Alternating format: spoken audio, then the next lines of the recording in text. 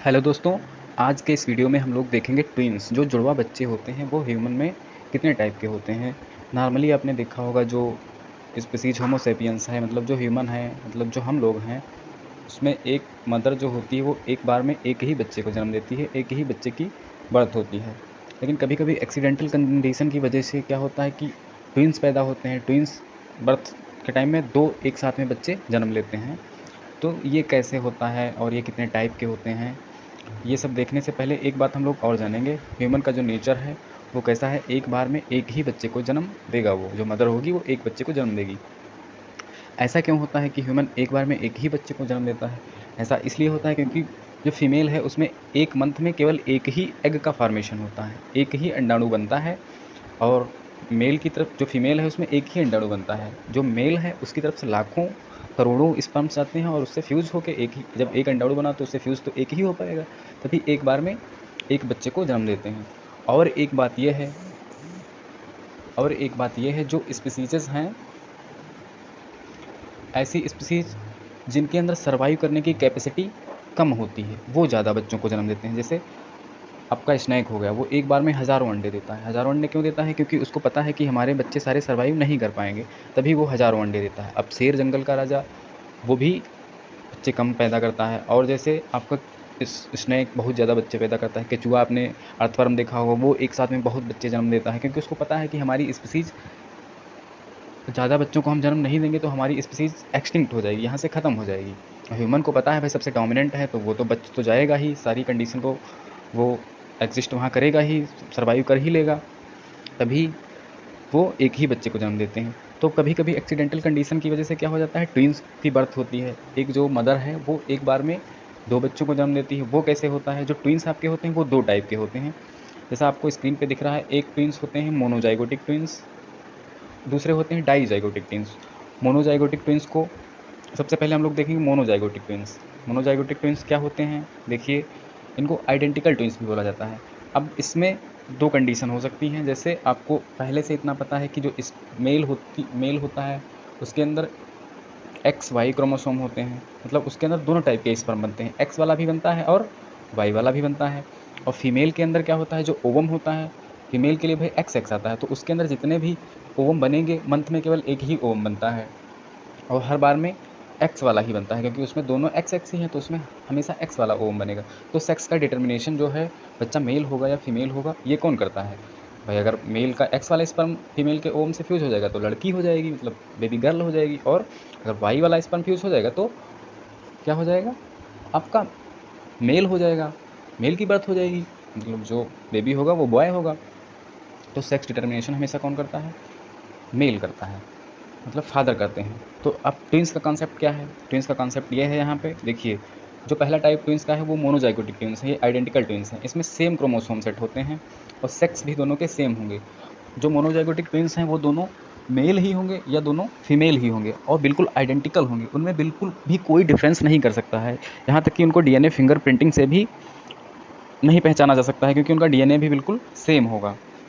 तो जो identical twins हैं ये कैसे बनते हैं? अब देखिए, फीमेल के अंदर तो हमेशा ये यहाँ पे आपको दिखा रहे हैं, देखो ये जो है यहाँ पे, देखो फीमेल के अंदर तो हमेशा एक्स वाला एग ही फॉर्म होगा, एक महीने में एक एग फॉर्म होता है। अब मेल की तरफ से वहाँ मान लो वाई वाला क्या चला गया, स्पर्म गया वाई वाला, क्योंकि मेल के अंदर स्पर्म एक्स वाला भी बनेगा, वाई वाला भी बनेगा।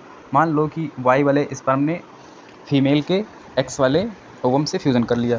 फ्यूज़न के बाद जाइगोट बनता है। सबसे पहली स्टेज क्या होती है? जाइगोट। अब ये जाइगोट कैसा बना है? मेल का वाई था, फीमेल का एक्स था, तो एक्स वाई मतलब ये बॉय है। अब इसमें पहला क्लीवेज जब होता है, जाइगोट के बाद क्लीवेज स्टार्ट होता है, मतलब धीरे धीरे बॉडी फॉर्मेशन स्टार्ट होगा। सबसे पहले क्लीवेज होता है, फिर उसके बाद स्टेजेस आती हैं, मारुला, ब्लास्टोला, गैस्टुला। तो जब पहला क्लीवेज होता है, जाइगोट की सेल डिवाइड करती हैं दो पार्ट में, तो क्लीवेज के टाइम में एक्सीडेंटल कंडीशन की वजह से ये जो जाइगोट है ये दो पार्ट में टूट जाता है। एक ये जाइगोट टूट गया, एक ये जाइगोट टूट गया। जाइगोट जब दो पार्ट में टूट जाएगा तो अब इस वाले जाइगोट से एक अलग एम्ब्रियो बन जाएगा और इस वाले जाइगोट से एक अलग एम्ब्रियो बन जाएगा। लेकिन ये स्टार्टिंग में तो दोनों कैसे थे? एक्स वाई वाले ही थे और एक ही स्पर्म और एक ही ओम से दोनों बने थे। बट ये एक्सीडेंटल कंडीशन की वजह से अब 20 से स्प्लिट हो गए हैं, अलग अलग हो गए हैं।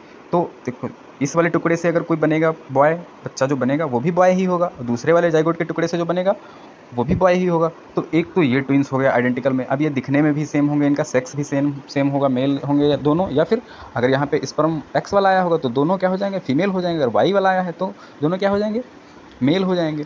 ठीक, ये तो बच्चे ऐसे हैं जो अलग अलग सेक्स सेम है, शकल सेम है, उनकी बॉडी पार्ट कहीं पे जुड़े नहीं होते हैं, बट बने कैसे हैं, एक ही स्पर्म ओवम से उनके जाइगोट में क्या हो गया है, स्प्लिट हो गया है जाइगोट, उससे ये बन गए हैं।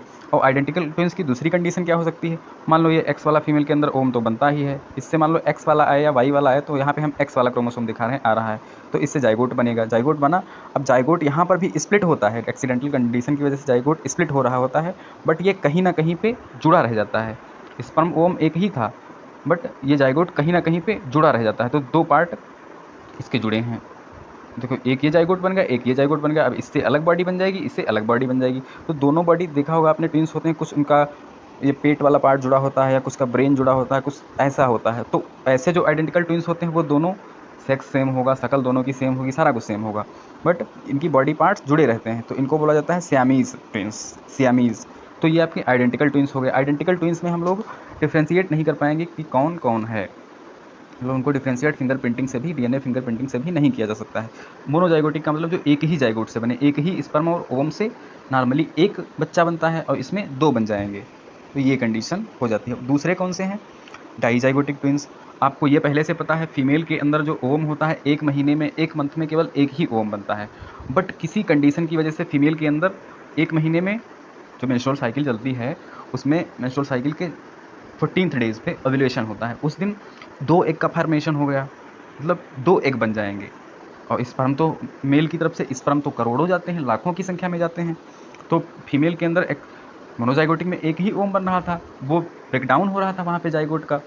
यहाँ पे क्या होगा, फीमेल के अंदर एक्सीडेंटल या किसी फॉल्ट की वजह से दो क्या बन जाएंगे, ओवम बन जाएंगे। जब दो ओवम यहाँ पे बन जाएंगे तब स्पर्म तो करोड़ों जाते हैं, तो एक स्पर्म इससे फ्यूज हो जाएगा और एक स्पर्म इससे फ्यूज हो जाएगा। अब ये थोड़ी पता है कि इससे, जैसे ओवम तो दोनों एक्स वाले होंगे, दोनों एक्स वाले ओवम हैं, हो सकता है इस वाले से वाई वाला फ्यूज़ हो जाए, वाई वाला स्पर्म फ्यूज़ हो जाए, और इस वाले ओवम से एक्स वाला स्पर्म फ्यूज़ हो जाए।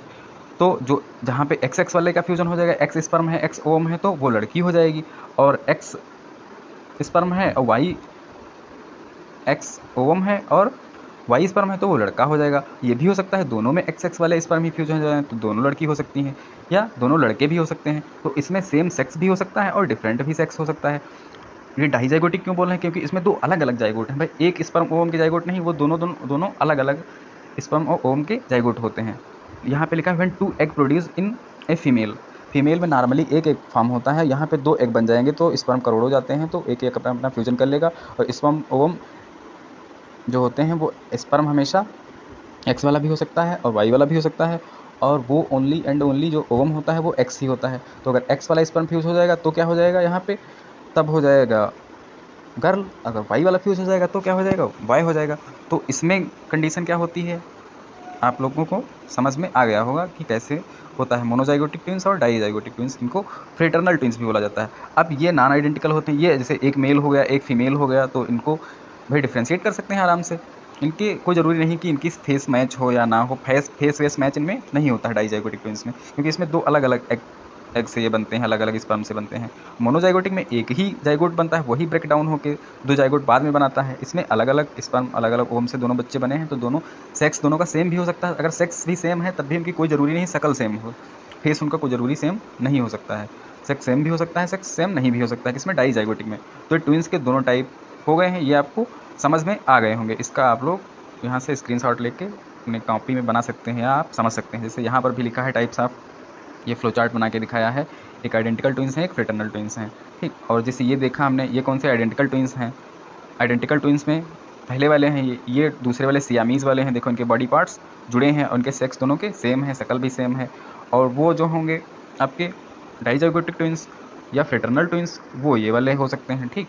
तो आप लोग यहाँ से ट्विंस का कॉन्सेप्ट यहाँ से समझ गए होंगे। Okay, thank you.